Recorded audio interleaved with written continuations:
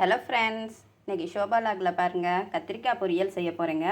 கத்திரிக்காய் பொரியல் செய்கிறதுக்கு கத்திரிக்காயை கட் பண்ணி வச்சுருக்கேன் நீளமாக.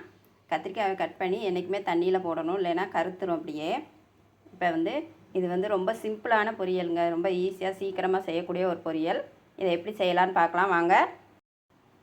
ஒரு கடாய் வச்சு அதுக்கு தேவையான அளவு எண்ணெய் ஊற்றிக்கிட்டாச்சு.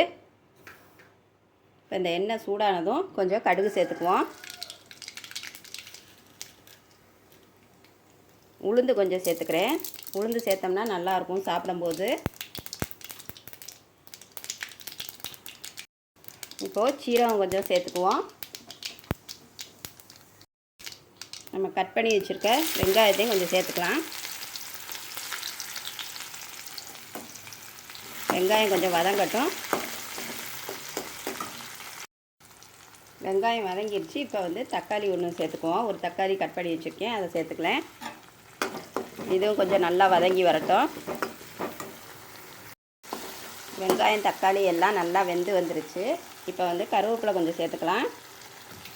நம்ம கட் பண்ணி வச்சுருக்க இந்த கத்திரிக்காயை இதில் சேர்த்துக்குவோம்.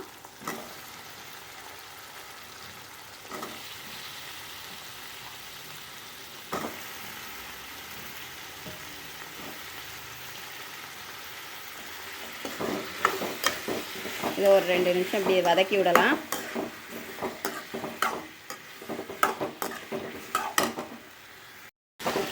இப்போது இதுக்கு தேவையான மசாலா சேர்த்துக்கலாம். மஞ்சள் தூள் ஒரு 1/2 ஸ்பூன் போட்டுக்கிறேன். தனி மிளகாத்தூள் 1 ஸ்பூன் போட்டுக்கிறேன். காரத்துக்கு ஏற்ற மாதிரி போட்டுக்கிறேங்க.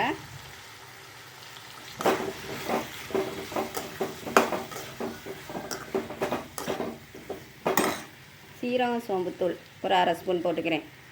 அது இருந்தால் போடலாம், இல்லைன்னா வெறும் தனி மிளகாத்தூள் மட்டும் போதும், நல்லா டேஸ்ட்டு கொடுக்கும். இதை கொஞ்சம் நல்லா வதக்கிட்டு அதுக்கு தேவையான அளவு கொஞ்சம் தண்ணி விட்டுக்கலாம்.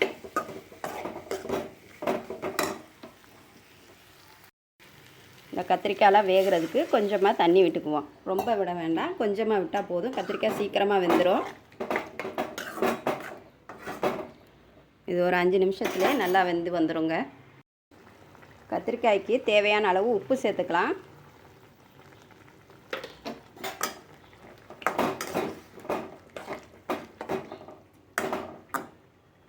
பாருங்கள், இந்த தண்ணியெல்லாம் நல்லா வற்றி வந்துருச்சு.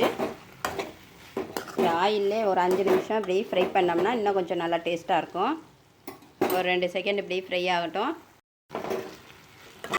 பாருங்கள், கத்திரிக்காய் எல்லாம் நல்லா வெந்து வந்துருச்சு.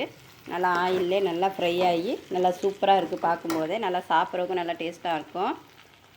இதோட இப்போ ஸ்டவ் ஆஃப் பண்ணிடுவோம். சூப்பரான கத்திரிக்காய் பொரியல் ரெடி ஆகிடுச்சு. பாருங்கள், நல்லா சூப்பராக இருக்குது பாருங்கள் பார்க்கும்போதே. இது நல்லா சூடான சாதத்துக்கு வச்சு சாப்பிட்டோம்னா நல்லா செம்மையாக இருக்குங்க. இதை போட்டே பிசைஞ்சு சாப்பிட்லாம், நல்லா சூப்பராக இருக்கும். இந்த டேஸ்ட் நல்லாயிருக்கும். இதே மாதிரி நீங்களும் செஞ்சு சாப்பிட்டு பாருங்கள். இந்த வீடியோ பிடிச்சிருந்தா லைக் பண்ணுங்கள், சப்ஸ்கிரைப் பண்ணுங்கள், கமெண்ட் பண்ணுங்கள்.